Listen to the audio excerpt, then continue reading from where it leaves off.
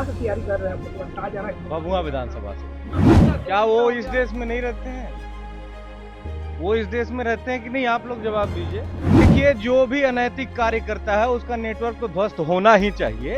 ये हर हर Mahadev. Power star Pawan Singh के बाद अब भोजपुरी इंडस्ट्री से रितेश पांडे भी राजनीति में अपना हाथ आजमाने वाले हैं। एक्टर को आज बीजेपी दफ्तर के बाहर देखा गया। क्या है पूरी खबर वो आपको बताते हैं, लेकिन उससे पहले नमस्कार, आप सीटीओ न्यूज़ देख रहे हैं। मैं आपके साथ प्रिया। भोजपुरी एक्टर और सिंगर रितेश पांडे आज बीजेपी दफ्तर पहुंचे हुए थे, जहां पर वो पत्रकारों से बातचीत करते हुए उन्होंने इस बात का खुलासा किया कि एक्टर जल्द ही विधानसभा सीट से उम्मीदवार होंगे। आगामी विधानसभा चुनाव को लेकर के तमाम पार्टियां तैयारी कर रही हैं। ऐसे में अब जहां एक तरफ लोकसभा चुनाव में पवन सिंह का जलवा देखा गया, तो दूसरी तरफ अब बिहार विधानसभा 2025 के चुनाव में रितेश पांडे भी बीजेपी से अपना हाथ आजमाने वाले हैं।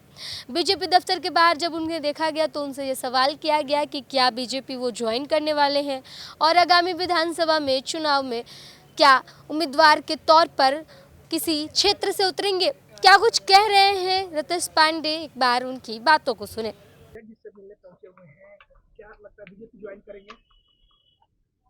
जो भी होगा आप लोग के सामने बहुत जल्द आ जाएगा। कहाँ से तैयारी कर रहे हैं, आप लोग कहाँ जा रहे हैं? भभुआ विधानसभा से जी। रितेश जी, आप कलाकार हैं और काफी लोकप्रिय हैं। अभी पप्पू यादव ने एक ट्वीट किया है कि देश हिजड़ा हो गया है। उन्होंने लॉरेंस बिश्नोई को सीधे ओ भैया, क्या वो इस देश में नहीं रहते हैं? वो इस देश में रहते हैं कि नहीं, आप लोग जवाब दीजिए। 24 घंटे में खत्म। ये कौन सी बात होती है? थोड़ा सा सोच समझ के बोलना चाहिए। धन्यवाद। बिल्कुल बिल्कुल बिल्कुल, बहुत जल्द आप लोग को सारी चीजें क्लियर कर दी जाएगी। 24 घंटे में नेटवर्क ध्वस्त कर देंगे लॉरेंस बिश्नोई का, कहा है उन्होंने सीधे तौर पर। ये देखिए, जो भी अनैतिक कार्य करता है उसका नेटवर्क तो ध्वस्त होना ही चाहिए। ये कानून से ऊपर जाके कोई भी कार्य, किसी को कानून हाथ में नहीं लेना चाहिए। और जिस हिसाब से ये सब घटनाएं हो रही हैं वो अच्छी नहीं है, उसका नेटवर्क ध्वस्त होना चाहिए। लेकिन ऐसा पूरे देश के बारे में ऐसी गलत टिप्पणी करना मेरे ख्याल से अच्छी बात नहीं है, क्योंकि उसी देश में वो भी रहते हैं, तो ऐसा कहना उचित नहीं है। किस पार्टी से लड़ने की संभावना है रितेश पांडे जी? हर हर महादेव। सुना आपने, भभुआ से रितेश पांडे की तैयारी है और कह रहे हैं कि भभुआ विधानसभा चुनाव से वो चुनाव लड़ने की तैयारी कर रहे हैं और इसके साथ ही आने वाले दिनों में बीजेपी ज्वाइन भी कर सकते हैं।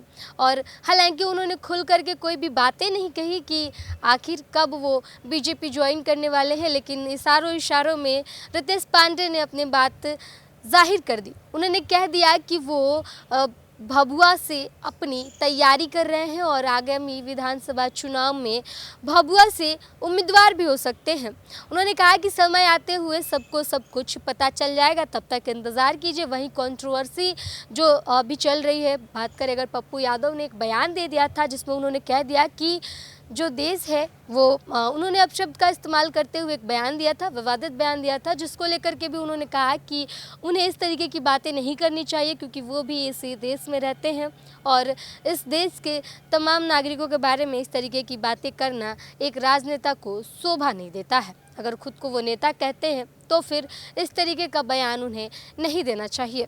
इसके अलावा अगर बात करें तो इसके पहले लोकसभा चुनाव में पवन सिंह ने अपनी किस्मत आजमाई थी, जहां वो काराकाट से निर्दलीय चुनाव लड़े थे।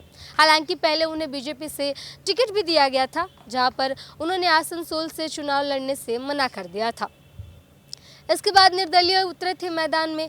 अब देखना यह होगा कि रितेश पांडे जब बीजेपी का दरवाज़ा खटखटा रहे हैं या फिर बीजेपी रितेश पांडे को अपनी तरफ खींच रही है, तो क्या आने वाले दिनों में बीजेपी जो रितेश पांडे कह रहे हैं कि वो भभुआ सीट से विधानसभा चुनाव की तैयारी कर रहे हैं, तो क्या भभुआ सीट से रितेश पांडे को आगामी विधानसभा चुनाव में देखा जा सकता है? रितेश पांडे ने इशारों में अपनी बातें कह दी। देखना यह होगा कि आने वाले विधानसभा चुनाव में इसके नतीजे क्या होते हैं और क्या सामने देखने को मिलता है।